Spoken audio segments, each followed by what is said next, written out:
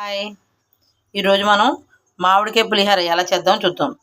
దానికి కావాల్సినవి మామిడికాయలు, కరివేపాకు, వేరుశనగ గుళ్ళు, ఎండుమిరపకాయలు, పసుపు, జీలకర్ర, ఆవాలు, ఇంగువ, మినపప్పు, శనగపప్పు, పచ్చిమిరపకాయలు, ఎండుమిరపకాయలు.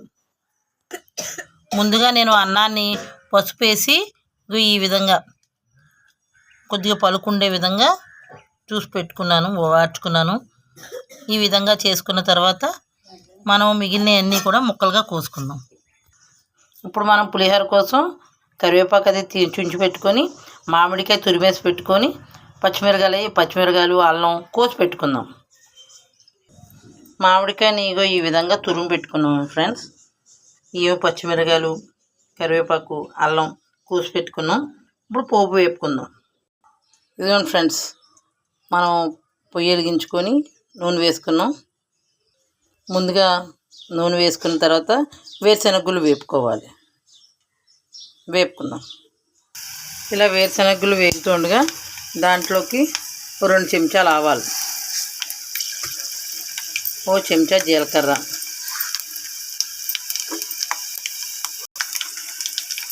1 చెంచా మినపప్పు, 2 చెంచాలు శనగపప్పు కూడా వేసుకున్నాం.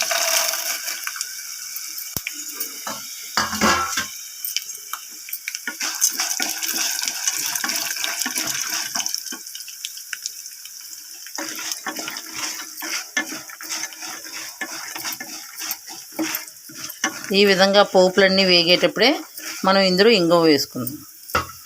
ఇంగువ వేస్తేనే పులిహోరకి మంచి టేస్ట్ వస్తుంది.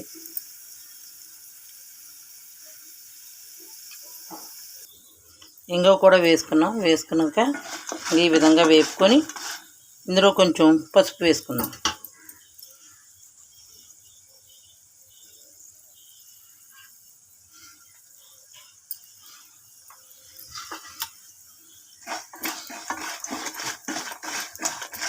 నేను మామిడికాయ పులిహోర అనేది నూనెలో వేపుతలేదు, డైరెక్ట్గా కలుపుతాను మీకు. డైరెక్ట్గా మనం అంటే నూనెలో వేపుకొని కలుపుకునేది ఒక రకం, ఈ డైరెక్ట్గా మనం మామిడికాయ తురుము వేసేసుకొని అన్నంలో కలుపుకుంటే దాని టేస్ట్ డిఫరెంట్గా ఉంటుంది.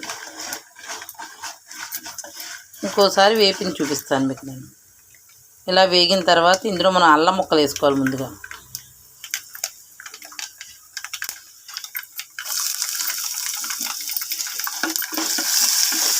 అల్లం వేసుకుంటే టేస్ట్ బాగుంటుంది పులిహోరకి. తర్వాత పచ్చిమిరపకాయలు, కరివేపాకు, ఎండుమిరపకాయలు వేసుకుందాం. ఈ విధంగా వేగాలి.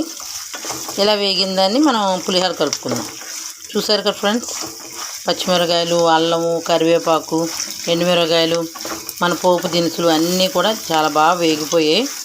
దీన్ని మనం పులిహోరలా కలుపుకుందాం. ఇందాక నేను అన్నం వండుకునేటప్పుడే పసుపు వేసుకున్నాను, అందునుంచి ఇందులో కొద్ది తగ్గించి వేసాను పసుపు.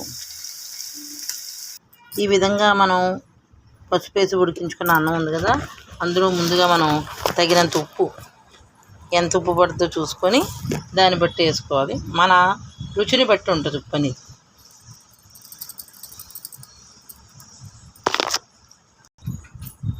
ఇలా ఉప్పు వేసుకున్న తర్వాత ఒకసారి కలుపుకొని దీంట్లో మనం ముందుగా మామిడి తురుము కలిపేసుకున్నాక అప్పుడు పోపు వేసుకుందాం.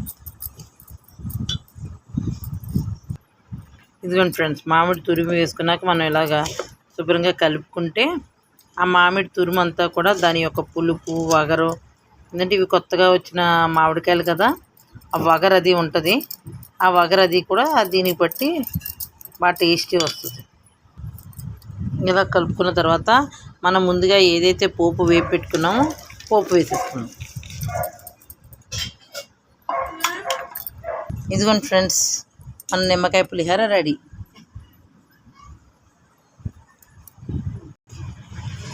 మామిడికాయ పులిహోర. ఇదిగోండి మామిడికాయ ముక్కలు ఇవి పెట్టాం కదా, మామిడికాయ పులిహోర. బై మిస్టేక్ నిమ్మకాయ పులిహోర వచ్చేసింది.